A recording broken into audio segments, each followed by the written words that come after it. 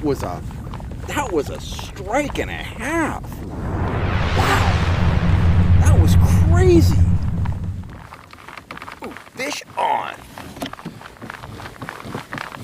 Fish on a diamondback and a worm. The power trolling bite slowed down a little bit. Put on the worm and the silver diamondback and almost instant hookup. That was running 6 feet deep in actually about 40 feet of water. Oh yeah, beauty. Beautiful rainbow. Oh, there we go. That was a little unorthodox, but we got him. There he is, feisty little high Sierra rainbow. That was a planter last year. He is acclimated to the lake. He made it through the winter, and he is back in the water. So there's the rig, pretty simple, just a chrome on chrome diamondback dodger, and it's trailing a worm right there. I got to get it back on the hook, but trailing a worm on a slow death hook. High Sierras, small blades, threaded worms. It's just a money presentation. Many limits have been caught on presentations like this. It's just a great way to go. It's almost a sure thing. The trout are hungry. They're near the surface. They come in to investigate that blade. They get a taste of that worm. It's fish on. The Trigger Spoon Jr. Small spoon, big results. Get on over to fishhuntshoot.com and get yours today, and you'll be yelling fish on tomorrow. Just like that, baby. Howdy folks, Cal Kellogg here. I have a viewer question today from a guy named Travis Trayton. He lives up in the northern part of the Sacramento Valley, and he is a high school senior. He saved up his money and he bought himself a brand new Hobie Pro Angler 12. It's basically the same kayak I fish out of, except I fish out of a 14. If it wasn't for Lucy, I would have a Pro Angler 12 too, but for Lucy I need the extra space, the extra weight capacity, so I went with the 14. And of course Travis's kayak, his is brand new, so it's got the 360 drive, it's got the flip up fins, you know, it's got some upgrades over mine. And I'm glad you went with a Hobie. I'm glad you went with the Pro Angler series. That is a top-notch fishing kayak, and you're going to get many years of good use out of that kayak. But what Travis asked me was he wanted to know what he should be using for high mountain trout. He sees what I'm doing here on the channel, he sees what Wes is doing, and he wants to get out there, he wants to get after some high mountain trout from his Pro Angler, and he just wanted to know what to pull, stuff like that, just looking for some tips to set him up for success. And I can absolutely give you that kind of advice, but before I get into the specifics of baits and lures and stuff like that, let's kind of take this from the broad perspective. First and foremost, I don't care what kind of fishing tackle you're running, number one thing, in the kayak, life jacket, all the time, the whole time. I know you're young and limber and you can walk around on the kayak and you can swim and all that kind of stuff. Life jacket all the time, every time, without fail. And that's rule number one. Rule number two, if you're going by yourself, let your folks or your friends or some other family member know where you're at, know where you're going, because accidents happen when you're out in the high Sierras, whether you're out in a kayak or hiking around, hunting, whatever. Always let someone know where you're at, when they expect, when you can be expected to be back, and stuff like that. Always pays to plan for the worst, hope for the best, but that's about all I got to say about the whole safety aspect.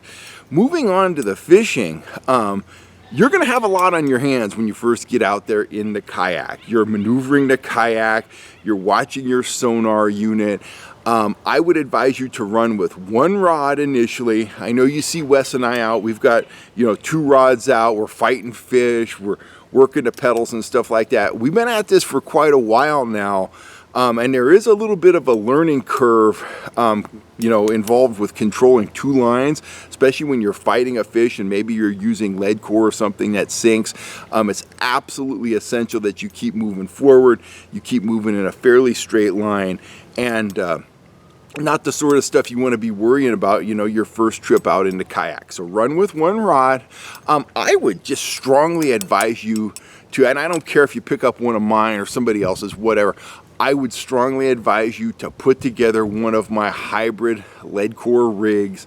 Lead core, you know, you can fish a variety of depths down to about 30 feet. You don't have to deal with the hassle of a downrigger and the clips and all that stuff. Simplicity, especially when you start out kayak fishing, you need simplicity. Lead core will give you that. Set up a lead core outfit like I outlined here on the channel. Give yourself about a 60-foot top shot, you know, off of the lead, and that allows you to utilize, you know, you can just utilize the top shot and basically top line. You can put out one color 5 feet deep, 2 colors 10, 3 colors 15 feet deep, and then you can start playing with the backing. I know he's seen my hybrid lead core videos, and you know, if you want to review Travis, go on over and check that out. But I would strongly advise you to start out with a lead core rig so you can work various depths with a maximum amount of simplicity. So let's get on to your real question.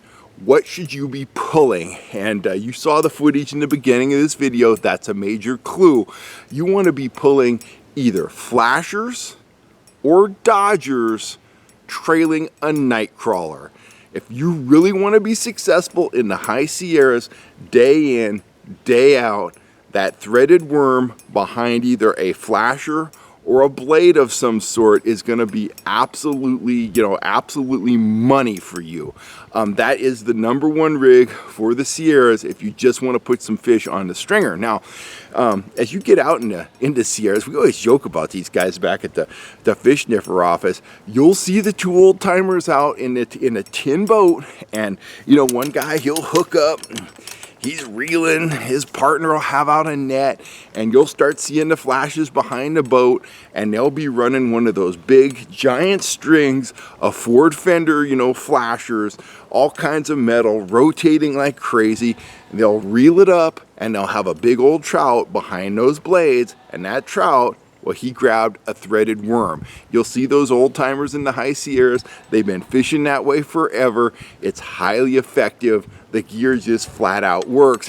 But I don't want you to go out and buy a set of, you know, 4-pound Ford fender flashers, you know, with those big giant blades, because they make so much drag. Honestly, it's not that much fun to catch fish behind them. What I favor small blades like this. This is a blade you saw me catch that fish on in the beginning of the video. This is one of my Diamondback Dodgers. This is a chrome on chrome version. Same Dodger as the watermelon. This is just watermelon paint on one side, chrome on the back.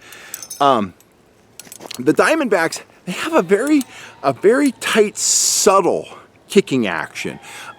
They are perfect for running a worm behind. And when you're, you know, running worms in the high Sierra, the blade isn't really to impart action to the worm. It's just to put out that flash, those impulses to draw the fish in, to see what's going on. They see the worm, they maybe get a little taste of that real meat, and that closes the deal. And we'll talk about worm hooks in a second. But the bottom line is, you're not using the Dodger to impart action to the worm. You're just using the Dodger to draw fish in. And I like a small blade. I like these blades that are, you know, in the 3-inch range. The Diamondback's great. The Sidewinder, that's an awesome blade. That's from my line of lures as well. And of course, you know, your sling blades, your 4-inch fisheye pro Dodgers like this, they work well. If you're going to troll a worm slowly with a Dodger like this, you're going to want to put a little cup in it, a little bend in it. Just dial the action in. And of course, if you're looking to go, you know, subtle, you want to run flashers. My turbo flashers are absolutely devastating, not only in the high Sierras, anywhere there's trout. Trail a worm behind that, troll at about 1.5. It is just a money presentation. It's absolutely deadly. Now, let's talk a little bit about what you're going to rig that worm on. As I said, I think I'm saying this the 3rd time. We're not relying on the flasher or the Dodger to impart action to the worm. We're just, you know, we just have that in the water to put out flash, to put out vibration, to pull the fish in. So we don't need to run a really short leader behind the Dodger. If we run a leader anywhere in the 16, 18 to 24-inch range, we're just fine, provided that you're using one of these. Let me pop one off here. I got one of my pool floaties here with my leaders tied on it. You want to use a slow death hook, just like that. Now let me rotate that. See all those bends in that shank? You put about a 2-inch piece of worm threaded on the slow death hook, and you are going to get a perfect roll every time. The worm's going to have its own action, and that's why you don't need to crowd it up real close to the dodger or real close to the flashers. The dodger's going to be, doing its dodger thing. The worm, it's going to have that nice tight rotation that drives trout crazy. They're going to come up, they're going to nip at that worm, and they're going to keep messing with it until they get hooked. And that's important, Travis. You keep an eye on that rod tip. You're going to see those fish come up, and sometimes they'll come up and just take it, fish on, yay, we got a fish on, that's great. You know what to do, fight the fish, net the fish, got the fish. Other times when you're fishing a worm, those fish are going to come in and you're going to see them go pap, pap, pap, pap. Now, you can certainly keep going, at a steady pace. That's cool. You will hook some of those fish with a steady pace. What I like to do, though, is I like to use the pedals to play with those fish a little bit. When I see them hit it, I'll get off the pedals and let the kayak glide a little bit. Let them overrun that bait a little bit. Then I'll get on the pedals a little bit. And invariably, those fish will come back and hit again and hit again. And when I see they've got it in their mouth, I'll drive with the pedals. And what I'm actually doing is I'm using the kayak to set the hook. And you can see it in a lot of my videos when I'm trolling worms. You'll see that fish come and he's pecking at it. And then you can see he's got it. And I'll dive into the pedals and you'll just see that rod just whoa, as I drive that hook into his mouth. And of course he feels it, he tries to run, and he's hooked even better. So anyway, Travis, that's it in a nutshell. Get out, get some practice, get some experience under your belt, wear the life jacket, don't do anything stupid, be careful. High Sierra Lakes, notorious for wind. Don't get too far away from the launch ramp, stuff like that. Just get some experience under your belt. Pull worms, pull blades, pull flashers. You're going to have no problem catching those High Sierra trout. They're hungry, they're aggressive. Just focus on learning to use the kayak. Focus on learning to use your gear, and just rest assured that when you got that worm back there working, you have one of the best baits available. You're going to start, putting notches in the stock of your rifle, man. You're going to start landing fish. You're going to start gaining experience, and you're going to get where you feel very comfortable in that Pro Angler 12. And I got to tell you, you're going to catch just as many trout as the power boaters do.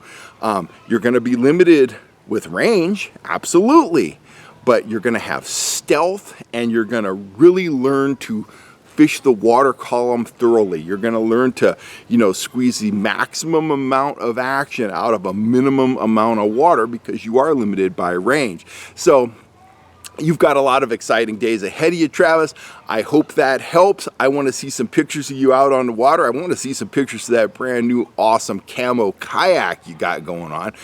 Travis is going to do some duck hunting too. He talked about that in his email. So anyway, Travis, appreciate the note. I hope that helps. Reach out again, and once again, shoot us some pictures of yourself with some fish out there in that Pro Angler 12. I'm Kel Kellogg. I'm signing off. If you are looking for trout gear, including my full line of Dodgers, the Diamondbacks, Sidewinders, Fisheye Pros, all that kind of stuff, get on over to the fishhuntshoot.com website.